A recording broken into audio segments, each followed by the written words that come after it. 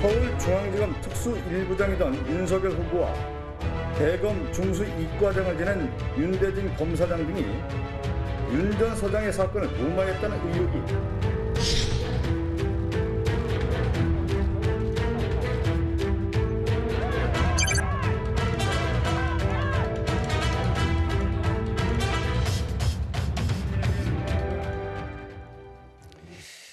예, 김성훈 변호사와 함께 자세한 내용을 여러분께 전해드리도록 하겠습니다. 변호사님 어서 오십시오. 안녕하세요.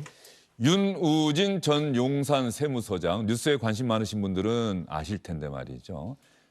윤석열 후보의 측근으로 불렸던 윤대진 검사장의 친형이라면서요? 네, 그렇습니다. 친형제와 같은 관계라고 불리워지던 윤대진 검사의 친형이기 때문에 또 상당한 관계가 있는 윤석열 후보와? 그렇죠. 예. 네, 그렇게 계속 이야기가 됐고요. 이 이슈가 제일 처음 불거진 거는 좀 흥미롭게도 윤석열 후보와 검찰총장 후보자로서 청문회에 나왔을 때였습니다.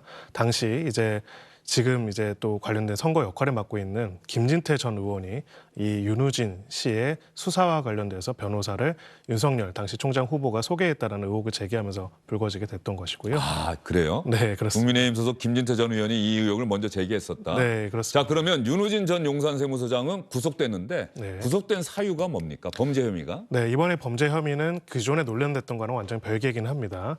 소위 말해서 A 씨라는 어떤 사람이랑 같이 동업을 하면서 여러 가지 인허가와 관련된 청탁을 받고 1억 원을 수수를 했고요. 그리고 또 다른 한 사람으로부터는 세무조사라든지 세무서와 관련된 업무에 대해서 로비 청탁을 받고 3천만 원을 수수했다. 그래서 두 사람으로부터 총 1억 3천만 원을 수수함으로써 변호사법을 위반했다라는 것이 가장 핵심적인 혐의의 사실입니다.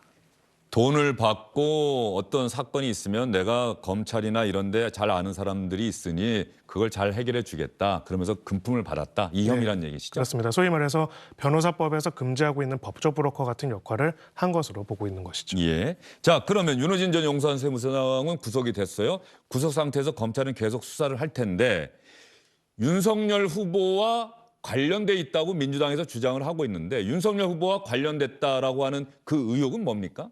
네, 정확하게 2012년에 있었던 일이라고 하는 것 같던데요. 그렇습니다. 정확하게 이번에 구속된 사안은 2017년, 18년도에 있었던 예. 변호사법 위반 사안에 대해서 구속이 됐다면요. 지금 제기되고 있는 이야기들은 과거에 2010년, 11년도쯤에 당시 현직 세무서장으로서 육류업자로부터 수천만 원의 뇌물을 받았다는 혐의로 수사를 벌어졌던 것이 있었습니다. 당시 경찰이 수사를 벌이는 중에 현직 세무서장으로서 이례적으로 해외로 도피를 해서 8개월간 도피 생활을 하다가 체포가 돼서 국내로 송환이 됐었고요.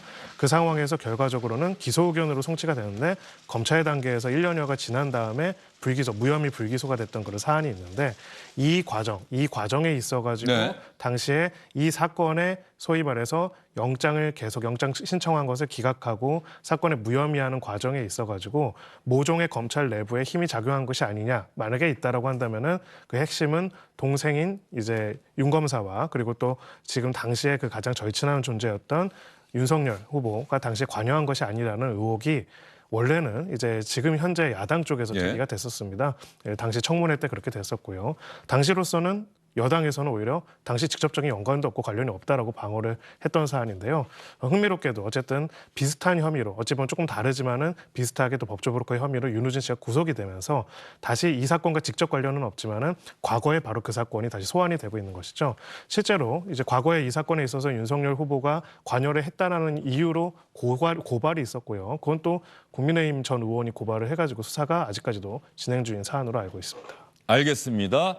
윤우진 전 용산 세무서장 기자들 앞에 섰을 텐데 말이죠. 기자들의 질문에 답변을 했는지 한번 들어볼까요? 1억 3천만 원 개발업자로부터 받은 거는 부인하시나요? 골프접자 요청에 대해서 뭐라고 설명하셨어요? 검찰 수사와 관련해서도 얘기 나왔나요? 예전에 사건이 불기소된 것에 대해서 봐주기 논란이 있는데 이거에 대해서는 어떤 입장이신가요? 출발해야 됩니다. 한마디도 답변을 하지 않고 있는데 말이죠. 조금 전에 변호사님 말씀하신 것처럼 윤석열 후보와 관련이 있다라고 민주당에서 주장하고 고발까지 된 사안인데 그게 윤석열 후보가 당시에 윤호진 전 용산 세무서장에게 변호사를 소개시켜줬다. 이것도 어떤 범죄 혐의가 됩니까? 네, 변호사를 소개시켜주고 그래서 변호사가 선임이 됐을 경우에는 변호사법 위반이 될 수가 있습니다. 왜냐하면은 그 현직 검사가 변호사를 구체적인 사건에 관해서 소개해 주는 것을 금지하고 있기 때문이죠. 이 부분과 관련돼서도 당시 청문회 때 굉장히 논란이 됐던 부분이 있습니다. 처음에는 이제 그러지 않았다라고 답변을 했다가 그 다음에는 뉴스타파의 녹취록에서 내가 소개해 준 게 맞다라는 얘기의 녹취를 김진태 전 의원이 공개를 하면서 또 이거 관련돼 가지고 이슈가 있었고요. 전국적으로는 이제 그래서 소개를 해줬다는 건지 아는 건지에 대해서는 조금 의문이 드는데 당시 윤대진 검사는 자신이 소개한 건데 자신이 소개한 거를 감추기 위해서 윤석열 후보가 그냥 거짓말을 해준 것이다. 인터뷰 당시 이렇게 이야기를 했습니다. 그래서 이 사건 관련해서 이번에 구속된 사건과 직접적인 관련이 있지는 않지만은 어쨌든 간에 공적 관심 사안으로서 윤석열 후보 쪽에서 어떤 입장인지 그리고 또 그 소개와는 별개로 이 당시에 수사에 있어가지고 지금 보도된 내용은 국외 도피를 하고 무혐의가 났다. 이 내용만 지금 계속 나오고 있는데 구체적으로 어떤 혐의점이고 그 혐의점에 있어서 그 자체로 무혐의 결정에 상당성이 있었던 것인지에 대해서는 별도로 또 확인이 필요한 부분이 있습니다. 그러면 윤석열 후보가 검찰총장 또 서울중앙지검장도 하고 그랬는데 이미 과거 김진태 전 의원이 이미 제기했던 의혹이라고 하는데 변호사를 소개시켜줬다는 의혹에 대해서 어떤 답변을 했는지 과거 발언 한번 들어보도록 하겠습니다. 그 이남석 변호사는 역시 검찰 후배였죠. 저희 그 중수부에 같이 근무를 하다가 네. 2011년이니까 나간 지 하여튼 참 네. 가정 형편이나 이런 거로 나간 지 얼마 안 된 사람이에요. 기본적으로 동생이 현직 검사인데 그리고 이남석 그 변호사는 그 윤대진 과장 그 중수 3과 소속으로 있다가 변호사를 개업한 사람이라 네. 저보다 훨씬 더 가깝습니다. 네네. 그러니까 그 변호사 소개를 제가 했다는 거는 조금 그거는 논리적으로 납득이 여러 안 가지 된다. 상황상으로 봤을 네. 때 좀 무리한 게 아닌가 저는 네. 그렇게 생각하고 있습니다. 윤석열 후보가 저는 변호사를 소개시켜준 적이 없습니다라고 답변을 하지 않고 변호사 소개를 제가 했다는 것은 조금 여러 가지 상황사로 봤을 때 무리한 게 아닌가 저는 그렇게 생각을 하고 있습니다. 어떻습니까? 좀 어떻게 보면 명확하지가 예. 않죠. 특히나 이제 당시 뉴스타파랑 인터뷰를 하는 과정에서는 마치 소개한 것처럼 이야기한 부분이 분명히 녹취가 된 부분이 있다 보니까 이 부분과 관련돼서는 어떻게 보면은 실제로 소개를 하고 또 그 사건에 있어서 영향력을 미쳤는지는 그거는 별도로 규명해야 하는 신실일 수도 있고 아닐 수도 있는 부분인데 소개 여부에 관해서는 본인이 직접 관련돼서 진술을 하신 부분이 있기 때문에 이 부분에 대해서는 좀 명확하게 어떻게 보면 입장을 표명할 필요가 있어 보이고요. 일단은 논리적으로는 이번에 구속된 이 사건과 당시 그 사건 자체에는 직접적인 연결은 없다 할지라도 이제 그 사건의 과정에 있어가지고 어떤 소통들을 했고 당시 소개에 있어가지고 어떤 역할들을 해야 했는지 이런 부분에 대해 가지고는 윤 후보 입장에서도 어느 정도 입장을 정리해서 얘기할 필요가 있습니다. 예, 알겠습니다. 어쨌든 민주당에서는 상당히 강하게 윤석열 후보와 관련된 의혹도 조사해야 된다고 목소리를 높이고 있고 검찰도 결국은 조사를 할 수밖에 없겠죠. 네, 하고 있습니다. 사실 하고 이게 있고, 예. 고발된 지 꽤 시간이 지난 사건이고요. 근데 그 진행된 이후에 뭐 구체적으로 어떤 물증이 나오거나 관련돼서 나온 부분들은 없는 상황이고요. 일단 1차적으로는 다 떠나가지고 이 과정에 있어가지고 이 수사의 결론에 있어가지고 특별한 문제가 있었는지 만약에 그 과정에 있어가지고 누군가가 뭔가 압력을 제기하거나 압박을 가해가지고 수사 결과를 비틀었던 그런 사정이 있었는지에 대해서는 어찌 보면 몇 년 전부터 이제 의혹이 제기됐던 부분인데 수사가 그렇게 크게 진행되거나 결과가 아직 나오지는 않은 상황입니다. 변호사님 보시기에 고발사주 의혹에 대한 공수처의 수사는 뭔가 좀 지지부진한 느낌이 있고요. 손준성 검사 영장 계속 기각됐고 그러면 이른바 이 윤호진 전 용산세무서장 구속되면서 이 사건을 계기로 윤석열 후보가 뭐 검찰의 조사를 받을 가능성 어떻게 보십니까? 이번에 2017년, 18년도 이 로비 관련된 청탁 관련된 거랑은 직접 관련이 없기 때문에 이번 구속 때문에 갑자기 이제 수사가 빠른 속도로 진행되지는 않을 거라고는 생각을 합니다. 다만 이제 이 의혹 제기는 사실은 원래는 지금 야당으로부터 진행됐던 의혹이고 굉장히 오랜 시간 동안 진행됐기 때문에 대선 후보의 검증 차원에서라도 이 수사권에 있어가지고는 어떤 형태로 사안들이 진행됐고 관련이 있다면 어떤 부분이 있고 없다면 어떤 부분이 있는지 어찌 보면은 공적인 수사 주체로서 검찰도 빠르게 결론을 내리는 게 맞지 않나 이렇게 생각합니다. 예, 앞으로 또 검찰 수사 상황을 좀 지켜봐야 될 것 같고요. 변호사님 나오신 김에 최근에 이 검찰과 법무부에서 논란이 되고 있는 게 박범계 법무장관과 한동훈 검사장이 아예 정면으로 맞서는 게 이성윤 서울고검장 수사받았죠. 김학의 전 차관 불법 출국 금지 의혹과 관련해서 수원지검이 수사를 했는데 또 공수처에서는 이성윤 고검장의 공소장이 외부로 유출된 것과 관련해서 수사를 했고 수원지검은 압수수색을 했고 그러면 이 공소장 유출이라는 게 도대체 범죄가 되는 것이냐 안 되는 것이냐 이런 문제를 갖고 지금 박범계 장관과 한동훈 검사장, 윤석열 후보와 또 아주 친분이 있다고 하는 이 두 사람 사이가 맞서고 있는데 어떻게 된 겁니까 이게? 네, 일단은 가장 기본적인 거는 공소장이라는 것의 성격에 대해서 기본적인 관점이 다른 부분이 있고요. 이 사안에 대해서는 저는 오히려 무죄의 배열로 들어갔으면 좋겠습니다. 박범계 장관이든 아니면은 한동훈 검사장이 다 빼고 주체를 빼고 보면은 어찌 보면은 핵심적인 쟁점은 공소장이라는 기본적인 공적 주체가 내는 사소의 결과에 따른 공소 제기의 내용을 그 중에서도 공적 관심물에 관한 공적 관심 사안에 대한 부분들이 외부로 공개되는 것이 맞는지 아닌지. 그것이 외부로 공개될 경우에는 어떤 절차를 거쳐야 하는지 또 그것을 형사적으로 처벌할 만한 사안인지 아닌지에 대한 판단과 기준에 관한 부분입니다. 지금 두 가지 입장이 있을 수 있는데요. 기본적으로는 공소장 유출에 대해 가지고 공무상 비밀 누설로 인해 가지고 처벌돼서 유죄 확정을 판결된 사례는 아직까지 제가 확인된 바는 없습니다. 네. 그리고 이제 공소장에 대해서는 기본적으로 공개 재판에서 이 사람의 범죄 사실이 이렇다라고 하는 거기 때문에 공개가 애정된 내용이고요. 그래서 결과적으로 이 부분에 있어서는 공적 관심인물의 공적 관심 사안에 대해 가지고는 공소장 공개 자체가 위법하지는 적어도 위법한 형사적인 책임을 질 일은 아니라는 입장이 법조계 내에서는 좀 더 우세한 그런 상황입니다.